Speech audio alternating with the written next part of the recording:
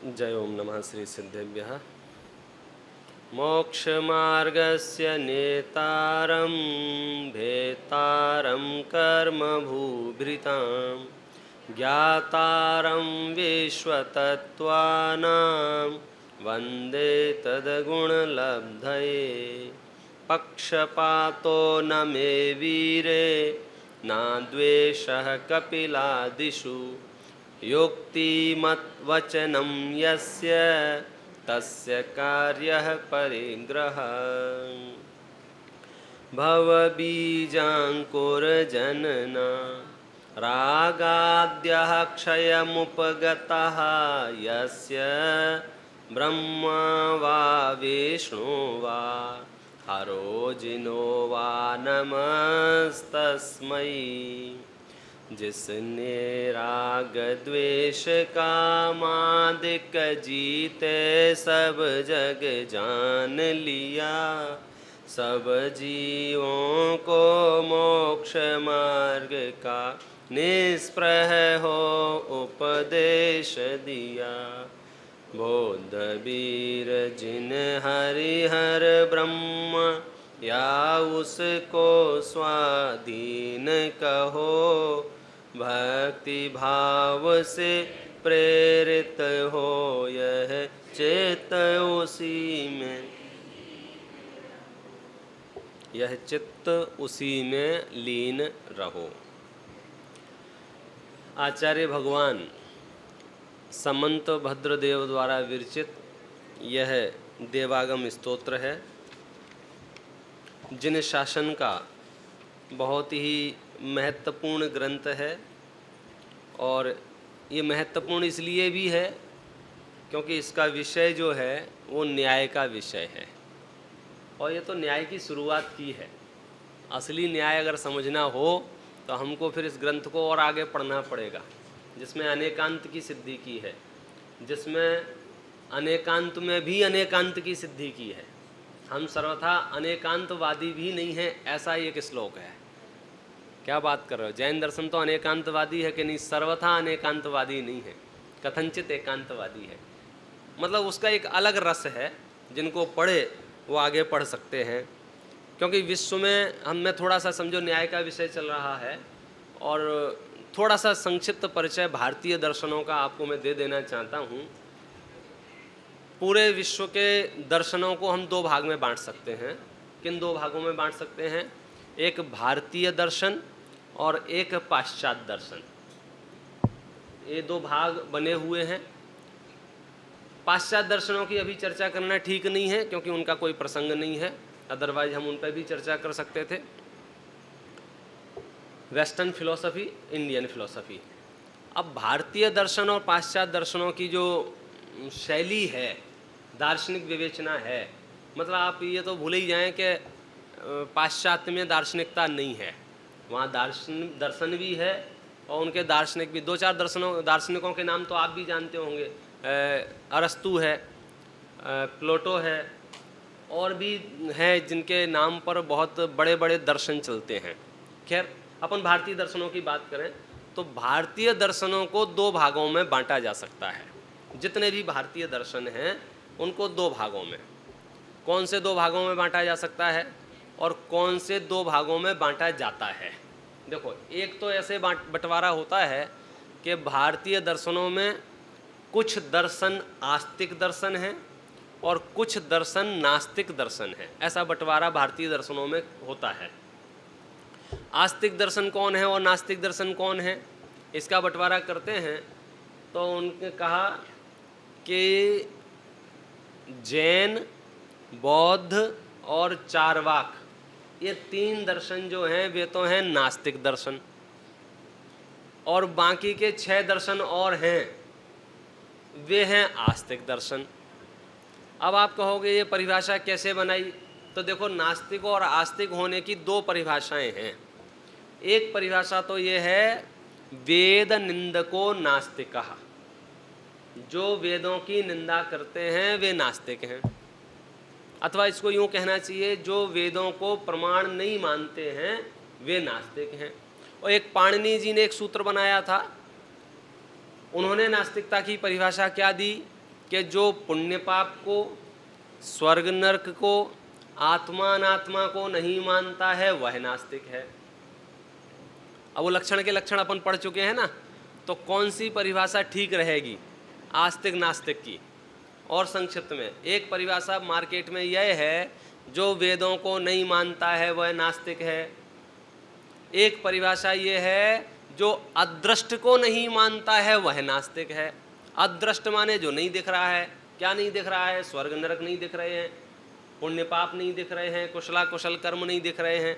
तो अब दो परिभाषाएं हमारे सामने हैं। कौन सी दो परिभाषाएं? एक तो अदृष्ट को नहीं मानना, ये नास्तिकता है, और एक वेदों को नहीं मानना, ये नास्तिकता है। तो पहली जो परिभाषा है, कौन सी? वेदों को नहीं मानने वाले नास्तिक हैं। इस परिभाषा में संकीर्णता की बू आती है। क्यों? बोले इस परिभाषा में क्या दिक्कत आएगी? फिर तो कोई भी ऐसी परिभाषा बना सकता है। कैसी? ईसाई बना देंगे, जो बाइबल को नहीं मानता है वो नास्तिक है। मुसलमान बना देंगे, जो कुरान को नहीं मानता है वो नास्तिक है। नहीं समझ में आया क्या विषय चल रहा है? तो हर एक धर्म वाला अपने अपने ग्रंथ को प्रमाणिक कह के आस्तिक के खाते में डाल देगा। हम कह देंगे जो समय सार को नहीं मानता है वो नास्तिक है। तो बोले तो मोनोपोली वाली परिभाषाएं हैं। ऐसी परिभाषाएं दार्शनिक जगत में स्वागत योग्य नहीं है। हाँ, अल्पज्ञों द्वारा चलाई जाती हैं, ये अलग विषय है। तो दूसरी परिभाषा ज़्यादा सम्मत है। कौन सी? कि जो अदृष्ट को नहीं मानता वो नास्तिक है। तो अब इस विवेचन में क्या होगा कि इस विवेचन में अकेला चारवाक दर्शन बचेगा, जिसको हम नास्तिक कहेंगे। क्यों? क्योंकि वो सच में अदृष्ट को नहीं मानता है। उसका तो मूल श्लोक ही इतना प्रसिद्ध है, यावत् जीवेत सुखम जीवेत ऋणम कृत्वा घृतम पिबेत भस्मीभूतस्य देहस्य पुनरागमनम कुतः। जब तक जियो सुख से जियो, तुम कर्ज लेकर घी पियो, लौट कर आना किसे है, चारवाक की वाणी सुनो। कितनी बढ़िया वाणी है, इसलिए इसका नाम चारवाक है। चारु माने होता है सुंदर, चारु माने खूबसूरत, वाणी माने वाक्य। तो जिसकी वाणी में ही मजा आ जाए सुनते ही बराबर आनंद आ जाए, हाँ इससे अच्छी बात और कौन सी हो सकती है? बोलो शर्मा जी, जब तक जीना है आराम से जियो, तुम कर्जा लेकर भी घी पियो, क्यों? लौट के किसको आना है? तो ये दर्शन जो है ये नास्तिक दर्शन है। क्यों? क्योंकि इसने कुछ नहीं माना, ना पुण्य पाप माने, ना स्वर्ग नरक माने, ना ईश्वर अनीश्वर माना, ना आत्मा परमात्मा माना। लेकिन जैन दर्शन के साथ ऐसा नहीं है। जैन दर्शन तो स्वर्ग नरक को स्वीकार करता है, जैन दर्शन तो पुण्य पाप को स्वीकार करता है, जैन दर्शन तो आत्मा परमात्मा को स्वीकार कर सकता है। हाँ, थोड़ा बहुत उनके स्वरूप में विश्लेषण भिन्न भिन्न हो सकते हैं, लेकिन हमने आस्तिक के पने से अदृष्ट को स्वीकार किया है, इसलिए हम अपने आप को नास्तिक दर्शनों के खाते में नहीं डालेंगे। ये भारतीय दर्शनों की जब विवेचनाएं आप पढ़ोगे तो उसमें आपको बहुत खुलासा इस संबंध में मिल जाएगा। थोड़ी सी हिंट आपको मैंने दी है। अब हम आस्तिक दर्शन तो हैं, अब लेकिन हमारी आस्तिकता का विषय क्या है? हमारी आस्तिकता का आधार क्या है? हमारी आस्तिकता का प्रमाण क्या है? तो बोलो हमारी आस्तिकता का विषय क्या है? कोई किताब हमारी आस्तिकता का विषय नहीं है कि इस किताब में ऐसा लिखा है इसलिए तुम ऐसा मानो। कोई व्यक्ति हमारी आस्तिकता का विषय नहीं है कि फलाने व्यक्ति ने कहा है इसलिए तुम ऐसा मानो। कोई धर्मगुरु हमारी आस्था का विषय नहीं है कि फलाने धर्मगुरु ने कहा है इसलिए तुम ऐसा मानो। हम तो इतनी बात कहते हैं, केवली भगवान ने ऐसा कहा है इसलिए सच है, ऐसा नहीं है। तो फिर क्या है? सच है वही केवली ने कहा है। क्या अंतर है दोनों वाक्यों में? क्या अंतर है दोनों वाक्यों में? जैसा वस्तु का स्वरूप है वैसा केवल ज्ञान में आता है। एक वाक्य तो ये है और एक वाक्य ये बनाए, जैसा केवल ज्ञान में आता है वैसा वस्तु का स्वरूप है। बोलो दोनों में से उचित वाक्य कौन सा है? पहला वाला। बस आप न्याय में परिपक्व हो गए इतना ही न्याय करना जिसको आता हो वो जिंदगी में कभी नहीं ठगाया जाएगा। अब समस्याएं सारी खत्म हो गई। चलो अपन तो अपने मुद्दे पर वापस आओ। हमारा लक्ष्य क्या है? आप्त। हमने आप्त को अपनी आस्था का विषय क्यों बनाया? अपना आदर्श क्यों बनाया? क्या उनके पास देवों का आगमन होता है इसलिए? नहीं। क्या उनके पास आकाश गमन की शक्ति है इसलिए? नहीं। क्या उनके पास चमर आदि की विभूतियां हैं? बोले नहीं। तो उनका दिव्य की शरीर उनका दिव्य है, बहुत स्पेशल शरीर है उनका। नहीं बोले फिर भी कोई हमको सिर्फ कोई फर्क नहीं पड़ता है, कितना ही विशिष्ट शरीर क्यों ना हो। तो फिर उसका आधार क्या है? क्या उन्होंने धर्म तीर्थ की प्रवृत्ति की है, उन्होंने धर्म ग्रंथों की रचना की है? बोले नहीं। कमाल करते हो। फिर हमने इस विषय को यहाँ पहुँच करके एक नई चर्चा की थी। बोलिए, मैं बोलूँगा, आप दोहराएंगे। दोषावरण योरहानिर निःशेषास्त्यतिशायनात् क्वचिद्यथा स्वहेतुभ्यो बहिरन्तरमलक्षयः दोषावरणयोर्हानिर्। दोष आवरण दोनों को मिला दिया, दोषावरणयोः, दोषावरणयोः दोनों को मिला दिया। हानिर, हानि अकेला नहीं बोलना, आगे जो ना लगा है उसको एडवांस में बोल लेना, तो संस्कृत में बड़ी सुविधा हो जाती है। आगे ना लगा है ना किसके ऊपर? निःशेष के ऊपर, तो उसको पहले ही हानिर, दोषावरण योरहानिर। समझ गए? यहाँ जो छपा हुआ है दोष के ऊपर दो मात्राएं हैं, आप एक ही पढ़ना। यो के ऊपर दो मात्राएं हैं, आप एक ही पढ़ना। क्यों? युक्ति मत वचनम यस्य तस्य कार्य परिग्रह लिखा है, तो क्या है संस्कृत में तो जो शुद्ध होता है हम वही पढ़ेंगे। हर सर्वत्र न्याय उपलब्ध है अपने पास। दोषावरण योरहानिर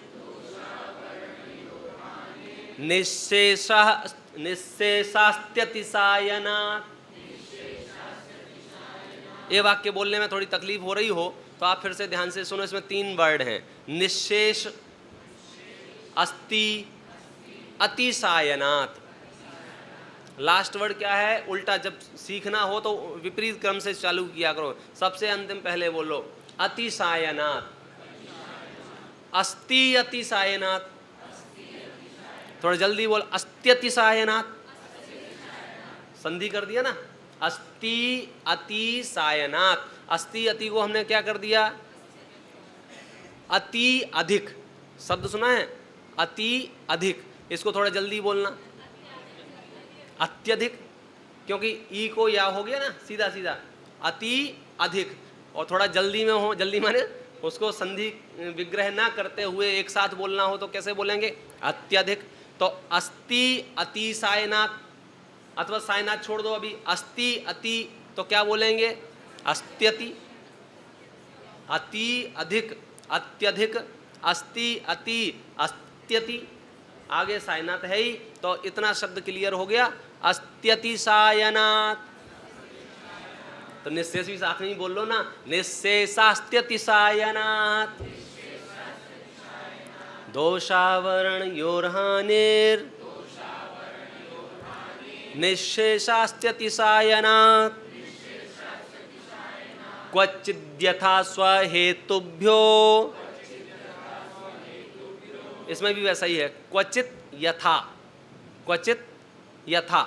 क्वचित यथा माने क्वचिद यथा, क्वचित यथा, क्वचिद यथा। विद्यालय के लिए जो द्या का प्रयोग करते हैं बस वही है। विद्यालय तो नहीं बोलते हो आप लोग, क्योंकि उसमें धा धनुष वाला नहीं है। कई लोग तो विद्यालय बोलते हैं, उसमें धा है ही नहीं, आधा दा है और या है, विद्यालय है। तो क्वचिद यथा स्वहेतुभ्यो बहिरंतरमलक्षयः। अब एकदम मुद्दे पे आए, मैं सीधा सीधा इसका अर्थ पढ़ता हूँ, फिर अपन व्याख्यान करेंगे।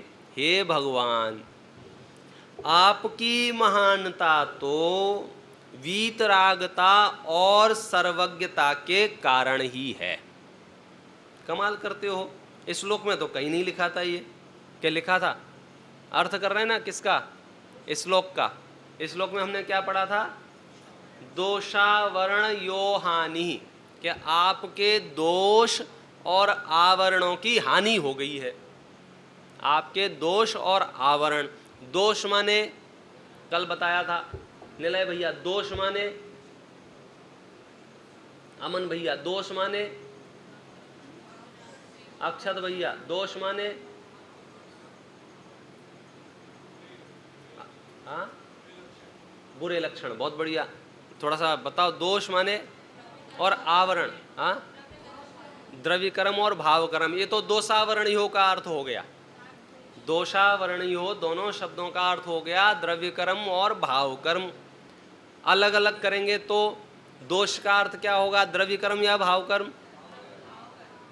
दोष भाव कर्म, और आवरण का है द्रव्य कर्म। और यहाँ पर मुख्य रूप से जब भी दोषों की चर्चा चलती है तो हम घातिया कर्मों को मुख्य करते हैं। मोहिनी कर्म को दोष में और ज्ञानावरणादि कर्म को आवरण में हम डालते हैं। जैसे ज्ञानावरण के साथ ही लगा हुआ है, ज्ञानावरणी कर्म के साथ कौन सा वर्ण लगा हुआ है, आवरण। दर्शनावरणी के साथ कौन सा लगा हुआ है, आवरण। और मोहिनी के साथ दोष। तो जो हमारा मोह है, मोह है माने राग द्वेष है, अर्थात वीतरागता का नहीं होना दोष है, और वीतरागता का होना दोष की हानि है। समझ में आ गया? हे भगवान, आप दोषों से रहित हैं, अर्थात आप वीतरागी हैं। इन शॉर्ट, आप कैसे हैं? आप वीतरागी हैं। क्यों वीतरागी हैं? क्योंकि आपके दोष की हानि हो गई है। हानि हो गई है, कैसी हानि हो गई है? अतिशयनात्, अतिशयपने से, पूर्ण रूप से, निश्शेष, सर्व प्रकार से आपके दोषों की हानि हो गई है, इसलिए आप वीतरागी हैं। और आपके आवरणों की भी हानि हो गई है, इसलिए आप सर्वज्ञ हैं। दो शब्दों का उपयोग किया ना। हे भगवान, आपकी महानता तो वीतरागता और सर्वज्ञता के कारण ही है। अब देखना, अब इससे पुरानी लिंक करना, कौन सी? आप इसलिए महान नहीं हो क्योंकि आपके पास देवों का आगमन होता है, आपके पास आकाश का गमन होता है, आपकी चमर आदि विभूतियाँ हैं, आपका शरीर दिव्य है, आपने तीर्थ को चलाया है, आपने ग्रंथों की रचना की है। आप तो इसलिए महान हो। किस लिए? क्योंकि आप वीतरागी और सर्वज्ञ। और ये जो वीतरागता और सर्वज्ञता है ना, ये कैसी है? असंभव नहीं है। चूंकि हमारी औकात, हैसियत बहुत अल्प है, तो हम उस अतिशयपने की कल्पना भी नहीं कर पाते हैं। कभी कभी हम सोच भी नहीं पाते हैं, यार ऐसा भी हो सकता है क्या? जैसे जब हम पुराणों की चर्चा करते हैं, पुराण पुरुषों की चर्चा करते हैं, तो हमको ये बड़ा आश्चर्य होता है, जैन ग्रंथों में जो वर्णन आता है, आदिनाथ भगवान की लंबाई कितनी? तो बोले 500 धनुष की। एक धनुष कितना? बोले 4 हाथ का। तो कितना लंबे हो गए? तो अब अपन तो 5-6 फुट के आदमी लिख दिया होगा। ऐसा हो सकता है क्या? क्योंकि हमारे सोचने की क्षमता जो है ना, कूपमंडूक है, कभी कुएं से बाहर निकले नहीं। सुना है ना कूपमंडूक की कहानी? तो समुद्र का मेढक नहीं सुना? अरे यार आया करो, बहुत बढ़िया कहानियाँ सुनाता हूँ मैं, सुनो। 2 मेढक मिले आपस में, एक समुद्र का मेढक और कुएं का मेढक। तो समुद्र के मेढक ने कहा कि चलो, या मछली मेढक से मिली होगी, जो भी कहानी है, मूल मुद्दा सुन लो आप, चलो हमारे यहाँ चलो, बहुत पानी है। तो कुएं का मेढक बोलता है, कितना पानी है तुम्हारे यहाँ? इतना। अरे नहीं, इतना नहीं है। तो उसने दोनों पैर और फैला लिए, क्या इतना? अरे नहीं, बोले इतना भी नहीं है। तो कहता है जाओ, हो ही नहीं सकता, अब इससे ज़्यादा पानी क्या होगा? क्यों? क्योंकि वो उतने से में है ना। तो ऐसे ही हमारा, आप समझ लो चींटियाँ हैं, और चींटियों की क्लास लगे आपस में, और चींटियाँ चींटियों को पढ़ाएं और कहें कि बाज़ार में थोड़ा ध्यान से निकला करो, 5-5 फुट के लोग होते हैं, पैर रख देते हैं। तो चींटियाँ, कुछ चींटियाँ कहें हाँ 5 फुट का भी कोई हो सकता है क्या? क्योंकि उनकी अवगाहना के सामने वो 5 फुट की कल्पना बहुत बड़ी। अरे चींटी तो बहुत बड़ी हो गई, आप दीमक को देखो, और भी छोटे छोटे सूक्ष्म जीव राशि को देखो। कभी अपन पुस्तकें गर्मियों में जैसे अभी जिनवाणी निकाल के अपन धूप से दिखाते हैं, तो कितने किताबों के ऊपर कितने बारीक बारीक सूक्ष्म जीव राशि घूमती रहती है कि नहीं घूमती रहती है। और सूक्ष्मदर्शी यंत्रों से देखेंगे तो सर्वत्र जो, जिसको आप बैक्टीरिया के नाम से पहचानने लग गए हो, आपको मिलेंगे कि नहीं मिलेंगे। तो उनकी अवगाहना कितनी सी होती है, और वे आपस में डिस्कशन करें तो क्या कहेंगे? ओ इतना बड़ा कोई होता है क्या? लेकिन वो तो साइंस की थोड़ी बहुत हेल्प हमको मिलती रहती है समय समय पर कि भाई डायनासोर का कंकाल पाया गया। जब छिपकलियाँ इतनी बड़ी हो सकती हैं, क्या कहा, जब छिपकलियाँ इतनी बड़ी हो सकती हैं तो मनुष्यों के बड़े होने में क्या आपत्ति है। और ऐसा एक विषय नहीं, अनेक ऐसे विषय हैं। पृथ्वी का एक, हाँ पेड़ में भी कोई जीव होगा क्या, कुछ भी बोलते हो, पेड़ में भी कोई जीव होगा क्या, ऐसा चलता था। अभी समझो 10-5 साल पहले जगदीश चंद्र बसु को इस बात के लिए नोबेल प्राइज मिला क्योंकि उसने प्रूव किया कि पेड़ों में जीव है। और हमारे न्याय ग्रंथों में ये हजारों साल पहले से प्रूव है कि इसमें जीव है। तो हम जिस न्याय पद्धति से दर्शन की स्वीकृति करते हैं वहाँ शंका की गुंजाइश नहीं बचती है। ये असंभव नहीं है। क्या असंभव नहीं है? वीतरागता और सर्वज्ञता। क्यों असंभव नहीं है उसका लॉजिक सुनो। मोह, राग, द्वेषादि दोष, समझ गए दोष का मतलब? जो वीतरागता में बाधा डाले उसका नाम है दोष। और ज्ञानावरणादि आवरणों का संपूर्ण अभाव संभव है। कैसे संभव है? क्योंकि इनकी हानि क्रमशः देखी जाती है। और ये न्याय है। क्या न्याय है? जिसकी हानि देखी जाती है उसका नाश संभव है। जैसे आपके पास 10 लाख रुपया हैं, कमा के रख लिए, 2 दिन बाद गिन के देखे तो उसमें से 5,000 कम हो गए, फिर 2 दिन बाद गिन के देखे 5,000 और कम हो गए। इसका मतलब क्या है? आप यही कहोगे ना, अगर ऐसा ही मामला चलता रहा तो एक दिन ऐसा आएगा अकिंचन बन जाएंगे। यही न्याय है ना। जो चीज घट सकती है वो घटते घटते घटते घटते घटते घटते पूरी तरह से घट सकती है। बस हमको यही हिंट मिल गई। अभी तक तो हम प्रयास ही नहीं कर रहे थे अपने क्रोध के नाश करने के लिए। अरे यार हमारा तो स्वभाव ही है क्रोध करना, हमारा तो स्वभाव ही है मायाचारी करना, हमारा तो नेचर ही है चिल्लाना। नहीं, बोले आप कभी कभी कम चिल्लाते हो ना? हाँ, बोले कभी कभी कम चिल्लाते हैं। इसका मतलब क्या है कि आप चाहो तो कम चिल्ला सकते हो, तो थोड़ा और कम चिल्ला लेना, थोड़ा और कम चिल्ला लेना, थोड़ा और कम चिल्ला लेना। इस पद्धति से क्या होगा कि अगर ये प्रक्रिया पुरुषार्थ चालू रखा तो वो क्षण भी आ जाएगा जब आप बिल्कुल नहीं चिल्लाएंगे। और ये असंभव नहीं है। आप पुराण पुरुषों को देखते ही हैं, हमारे मुनराजों के उपसर्गों को देखते ही हैं। अब बोलो अपने मुनराजों के ऊपर उपसर्ग किया तो उनका रिएक्शन क्या होता है? क्या होता है? वो मन में ये सोचते होंगे, देखो कैसे मूर्ख लोग हो गए हैं पंचम काल में, मैं तो शांति से ध्यान कर रहा हूँ और ये आके उपसर्ग कर रहे हैं। ऐसा सोचते भी हैं। भाई साहब वो तो इतना विचार भी नहीं करते हैं। उनकी भूमिका, उनका गुणस्थान, उनकी परिणति इतनी निर्मल हो गई है, उनका क्षमा इतना क्या कहना चाहिए उफान पे है कि उस उपसर्ग को दूर करना तो दूर, जिसने उपसर्ग किया है उसको दुर्वचन कहना तो दूर, उसको शाप देना तो दूर, क्या गुस्से में आके उसको शाप दे दे, में शाप देना तो दूर, इतना भी विचार नहीं करते हैं। देखो मेरी कोई गलती नहीं है, शांति से बैठा हूँ, एक जगह बैठा हूँ, और जब घर से निकला था सबसे उत्तम क्षमा मांग ली थी, फिर भी आके ये मुझे परेशान कर रहा है, ऐसा विकल्प भी नहीं आता है। क्यों? घटती जान घटाइए। उल्टा भी कर सकते हो, बढ़ती जान बढ़ाई। तो धर्मात्माओं में और पापियों में क्या अंतर है? यही है, वे घटती जान घटाते हैं और ये बढ़ती जान बढ़ाते हैं, क्योंकि घट बढ़ सकते हैं। अब एक प्रश्न यहाँ ये आ सकता है कि पंडित जी आप जो कह रहे हो क्रोध घटते घटते घटते घटते संपूर्ण नाश हो सकता है और जीव क्षमामय हो सकता है, इसका उल्टा नहीं हो सकता है क्या? किसी का क्रोध बढ़ते बढ़ते बढ़ते बढ़ते बढ़ते बढ़ते पूरा ही क्रोधमय हो जाए? नहीं हो सकता। क्यों नहीं हो सकता? क्योंकि इधर जो स्वभाव है, किधर आत्मा का ये जो स्वभाव है, स्वभाव का एक अंश त्रिकाल निरावरण रहता है।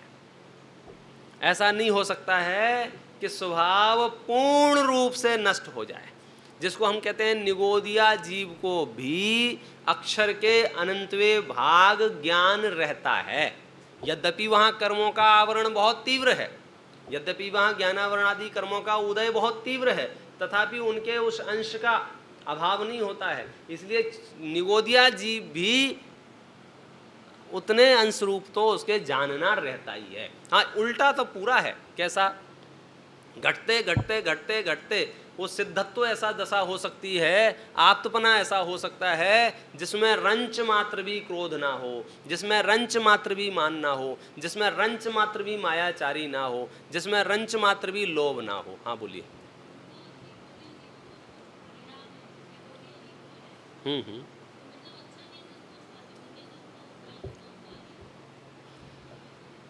मतलब अच्छा क्यों सोचना है उनको? ताकि अच्छी गति में आने के लिए। हाँ, बढ़िया बढ़िया प्रश्न है। देखो, हालांकि इस टॉपिक से थोड़ा सा लेफ्ट राइट है, लेकिन फिर भी अच्छा है। अब वो बेचारा निगोदिया जीव है जिसको नॉलेज कितनी है? अक्षर के अनंतवें भाग। एक भ्रांति तो मैं आपकी ये मिटा देना चाहता हूँ। कई लोग ऐसा सोचते हैं और कहते भी हैं, यार बच्चे थे ना तब बहुत अच्छा था, अब हम बड़े हो गए हैं, ज्ञान बढ़ गया है, सो विकार बढ़ गया है। ज्ञान बढ़ गया है, सो नॉलेज बढ़ गई है, जानकारियाँ बढ़ गई हैं, सो विकार बढ़ गया है, कषाय बढ़ गई है। बच्चों को कहाँ कषाय आती है? हमको कषाय बहुत आती है, हमारा ज्ञान ज़्यादा है। तो ये बहुत धोखाधड़ी वाला वाक्य है, न्याय युक्त वाक्य नहीं है। कौन सा?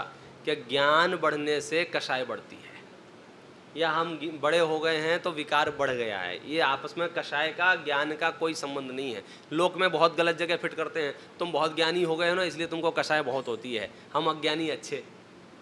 तुम त्यागी व्रती हो गए ना, इन त्यागी व्रतियों को देखो कितनी कषाय करते हैं छोटी छोटी बात पे, और हमको देख लो हम बड़े शांत हैं। तो ये भ्रांति अपने दिमाग से निकालो। मंद कषाय और तीव्र कषाय की परिभाषाएं आपने गलत है। न्याय पढ़ने का प्रयोजन यही है। अब आपको हर जगह वो डेफिनेशन लगानी पड़ेगी चाची, हर जगह, कि मैंने जो परिभाषा बनाई है वो परिभाषा में अव्याप्ति अतिव्याप्ति असंभव तो नहीं है। जैसे मंद कषाय की परिभाषा में आपको बोलता हूँ, एक व्यक्ति है जो देव पूजा, गुरु उपासी, स्वाध्याय, संयम, तपादि करते हुए क्रोध आदि करता है। जैसे मंदिर गया, जिनवाणी उल्टी सीधी देखी, उसने थोड़ा क्रोध आदि करा, लोगों में अकल नहीं है, जगह पे नहीं रख सकते हैं, और ऐसा वैसा चिल्लाया, और लोगों ने कहा देखो आज इनका उपवास है और ये चिल्ला रहे हैं। एक तो ये दृश्य है आपके सामने चीखने चिल्लाने वाला, अथवा बालक कुछ गलत कार्य कर रहा है, माता चिल्ला रही है, एक तो ये है। दूसरा, बढ़िया टीवी चल रही है और समझो आप 8-9 बजे हैं और 56 प्रकार के भोग आपके सामने विराजमान हैं, और आप मुस्कुरा के हंसते हंसते भोजन कर रहे हैं। वो चिल्ला चिल्ला के धर्म कर रहा है और आप प्रसन्न चित्त होकर भोजन कर रहे हैं। इन दोनों में से मंद कषाई कौन सा? किसकी कषाय शांत है? जो क्रोधादि करके धर्म कर रहा है वो शांत है।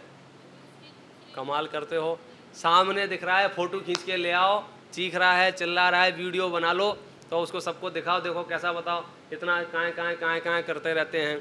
थोड़ा छन्ना गलत जगह रख दिया, उधर से भड़क गई उनकी आत्मा, तुम्हें अकल नहीं है, छन्ना को ठीक से रखो। और फिर छन्ना रखने वाला सोच रहा है ये बुढ़िया को कुछ, एक तो हमको काम आप समझ गए, उसके वाक्य बनाना जरूरी नहीं है। तो अब हमको वो रोकने वाला, वो टोकने वाला तीव्र कषाई, और बढ़िया टीवी के सामने बैठ के रात्रि भोजन कर रहे हैं मंद कषाई। बोलो सही बात है? मुस्कुराने वाला मंद कषाई और क्रोध करने वाला तीव्र कषाई, ऐसा है? ये लक्षण उल्टे सीधे बना लिए हमने, ऐसा नहीं है। कैसा है? देव गुरु धर्म के कार्यों में प्रवृत्ति करने वाला मंद कषाई और विषय भोगों के कार्यों में प्रवृत्ति करने वाला तीव्र कषाई। तो तीव्र कषाय मंद कषाय की तो उससे निर्णय होगा। अब कोई बकरे को भी मुस्कुरा के काट रहा हो, जय जयकारा लगा के काट रहा हो, प्रसन्न चित्त से काट रहा हो, बोलो मंद कषाय या तीव्र कषाय?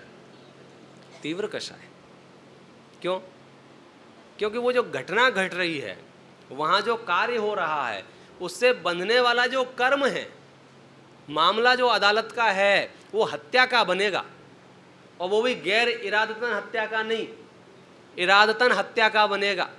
अकेले हत्या का नहीं बनेगा, रसना इंद्री का बनेगा, क्योंकि हत्या करने के बाद इसको खाना है, इसको पकाना है, मतलब उसकी एक लंबी लिस्ट है। इसलिए हम जो फटाफट डिसीजन ले लेते हैं, ये व्यक्ति ठीक है, ये गलत है, ये ठीक है, ये गलत है, ये ठीक है, ये गलत है, पहले ये डिसीजन लेना बंद करो।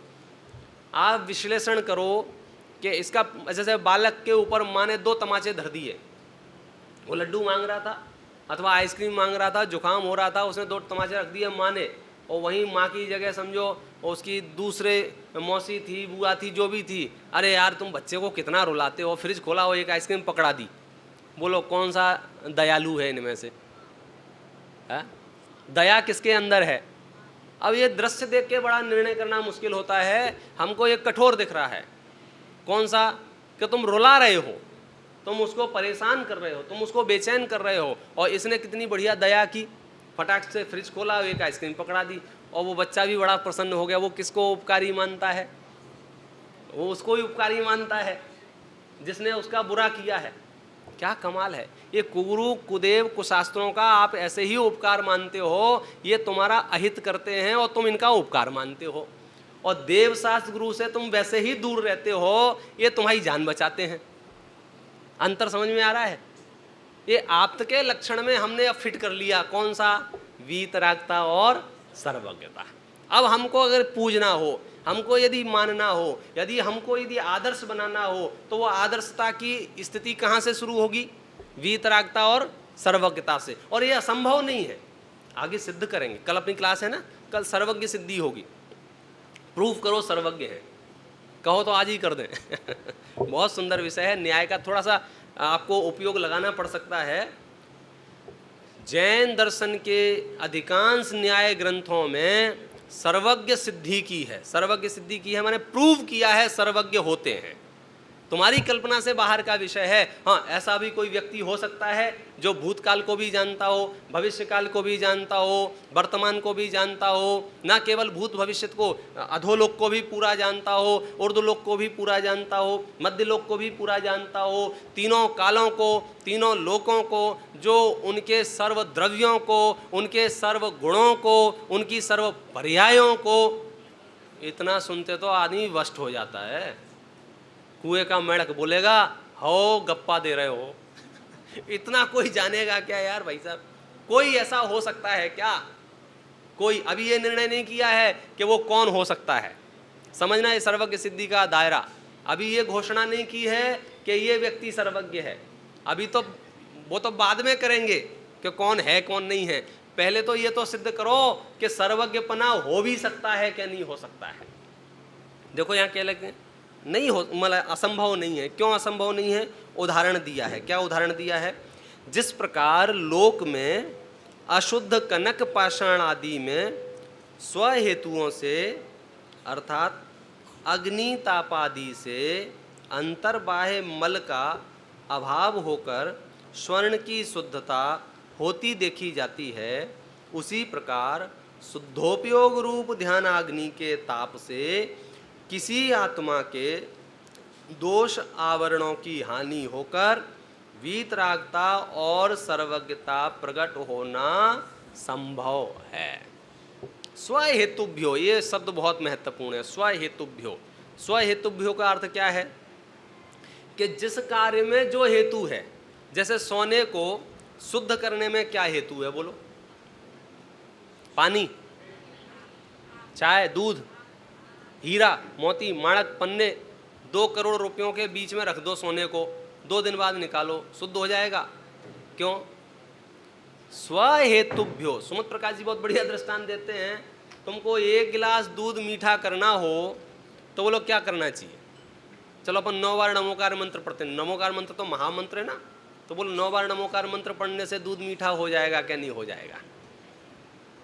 अब नमोकार मंत्र तो पुराना पढ़, भक्तांबर अभी नया लॉन्च हुआ है ना। भक्तांबर के विधाता भी नए नए हैं।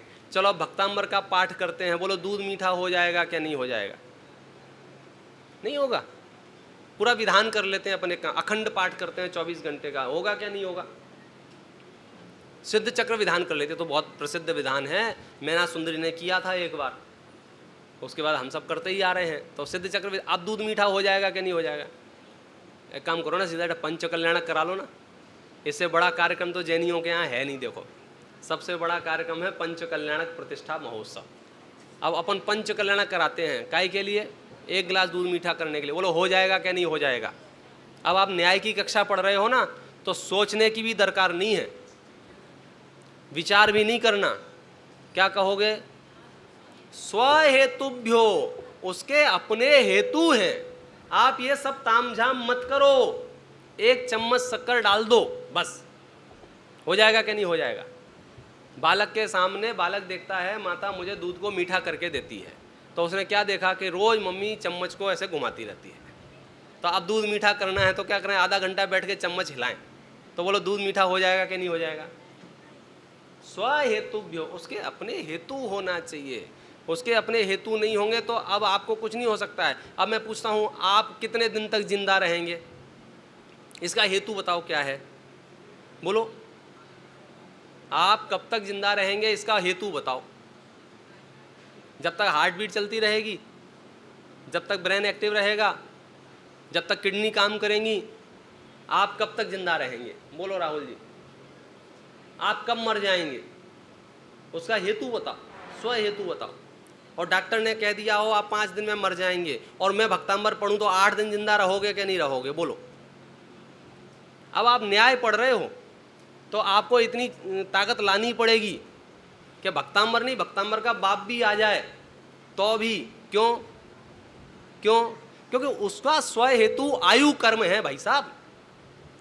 गौमठ सार है उसका स्व हेतु, सठखंडागम ग्रंथ हैं उसके स्व हेतु, 148 प्रकृतियां हैं उसके स्व हेतु। आयु कर्म का क्षय होने पर तीर्थंकर आदि भी जीवित नहीं रहते हैं, और आयु कर्म के रहने पर तुम्हारे सर के ऊपर परमाणु बम का भी परीक्षण किया जाए तो भी तुम्हारा बाल बांका ना हो। है ऐसी श्रद्धा, है ऐसा भरोसा, अब आपको कोई नहीं ठग सकता है। हम क्या कर रहे हैं, भगे भगे हो रहे हैं। इधर डॉक्टर के पास गए तुमको कैंसर है, अब कौन बचाएगा हमको।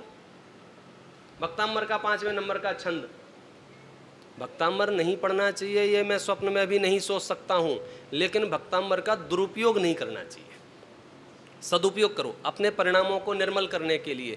भगवान आदिनाथ की स्तुति है उसमें, भगवान आदिनाथ के गुणों का वर्णन है उसमें। आप पढ़िए, सुनिए, समझिए, कोई दिक्कत नहीं है। लेकिन आपने न्याय की दृष्टि से गलत दवाई को गलत जगह फिट कर दिया तो भक्तांबर को गालियां बहुत पड़ती हैं। क्यों? एक ने भक्तांबर पढ़ा क्या सोच के, क्या मेरा पेट का दर्द ठीक हो जाएगा, उसका ठीक नहीं हुआ। क्यों? क्योंकि पेट के दर्द में स्व हेतु क्या था, कर्म का उदय। अब वो ठीक नहीं हुआ तो अब उसको गुस्सा आ रही है, किसके ऊपर, बोलो। भक्तांबर क्रोध का पात्र है, आदर का पात्र है। वो खिसियाएगा कि नहीं खिसियाएगा? क्योंकि किसी गुरु ने ये ज्ञान दे दिया कि तुम्हारा माथा दुखता है, बोले हाँ दुखता है, 8 नंबर का पढ़ो। मैं तो वैसे ही बोल रहा हूँ, मुझे नहीं पता कौन से नंबर का है, ये पढ़ो तो ठीक हो जाएगा। अब उसने वो पढ़ा और ठीक नहीं हुआ तो बोलो गालियाँ किसको पड़ेंगी, किसको? हमने देखा है टीवियों पर जिनके काम नहीं होते हैं वे अपने घर के मंदिर में घुसते हैं और भगवान को उठा के लेके ऐसा गुस्सा बताते हैं, तू किस काम का, अब मैं तुझे घर से निकालता हूँ।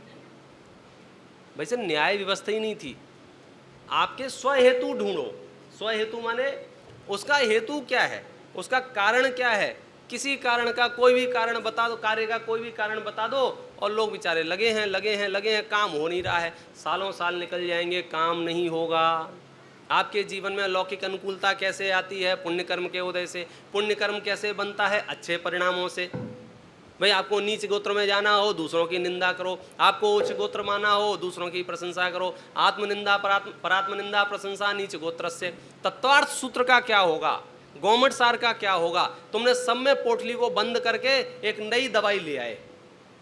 तुम चाहे ऐसे पापी हो, तुम तो ऐसा कर लो। नहीं भाई साहब, स्व हेतुभ्यो, उसका हेतु होना चाहिए, उसका कारण होना चाहिए। तो भक्तांबर किसका काम आता है? परिणाम शुद्धि में। हम भक्तांबर का उपयोग काय में कर रहे हैं? डेंड्रम मिटाने के लिए, फोड़ा फुंसी खत्म करने के लिए।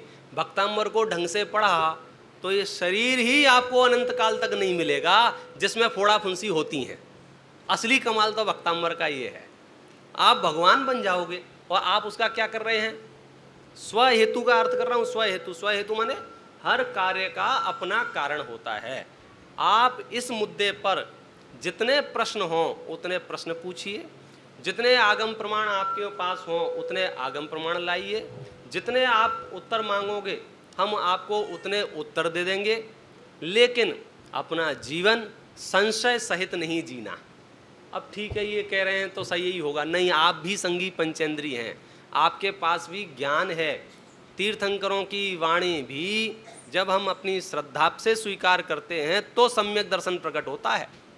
ऊपर ऊपर से हाँ करने से सम्यक दर्शन प्रकट नहीं होता है। यहाँ इतना सा प्रकरण चला। हाँ बोलो। हाँ हाँ, विशुद्धि मिलती है। णमोकार मंत्र के पाठ से विशुद्धि मिलती है, भक्तांबर के पाठ से विशुद्धि मिलती है, देवागम स्तोत्र के पाठ से विशुद्धि मिलती है, कल्याण मंदिर स्तोत्र के पाठ से विशुद्धि मिलती है, विशाहपार स्तोत्र के नाम से विशुद्धि मिलती है, एक ही भाव स्तोत्र के नाम से विशुद्धि मिलती है, परमानंद स्तोत्र के नाम से विशुद्धि मिलती है, सहस्रनाम स्तोत्र के नाम से विशुद्धि मिलती है। जिनागम के जितने भी पाठ हैं उन सबके आश्रय से विशुद्धि मिलती है। ये बंटवारा करना महंगा पड़ सकता है। कौन सा? ये वाला वीआईपी है। क्यों? उससे दूसरे जो उचित जिन वचन हैं वे गौण हो सकते हैं, वे दब सकते हैं, वे गायब हो सकते हैं। देवागम गायब ही हो जाएगा भाई साहब। क्यों? क्योंकि आपने तो उसको पकड़ लिया ना। तो ये जो पक्षपातपूर्ण जो व्यवहार है स्तोत्रों के साथ, मंत्रों के साथ। और मैं आपको बता दूं, मंत्र के बारे में अगर मंत्र की तरफ से बात करो, मंत्र टुकड़ों में पढ़ सकते हैं कि नहीं पढ़ सकते हैं? मंत्रों में एक अक्षर कम करके ज़्यादा अक्षर करके पढ़ सकते हैं कि नहीं पढ़ सकते? मंत्रों की बात करो, हालांकि ये अलग से प्रकरण लेने लायक है। तो आप कहोगे नहीं भाई मंत्र टुकड़ों में नहीं पढ़े जाते हैं, तो भक्तांबर भी तोड़ तोड़ के पढ़ोगे तो फ़ायदा नहीं मिलेगा। आद्योपांत पढ़ना, संस्कृत का पढ़ते ना बने हिंदी का पढ़ना, लेकिन जब आप शुरू करो तो अंत तक पढ़ना।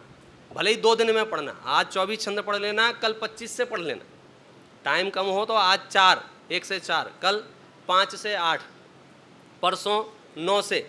लेकिन अद्योप एक साइकिल पूरा होने के बाद फिर वापस शुरू करना, फिर वापस शुरू करना। आपको संस्कृत समझ में नहीं आया, हिंदी का पढ़ना।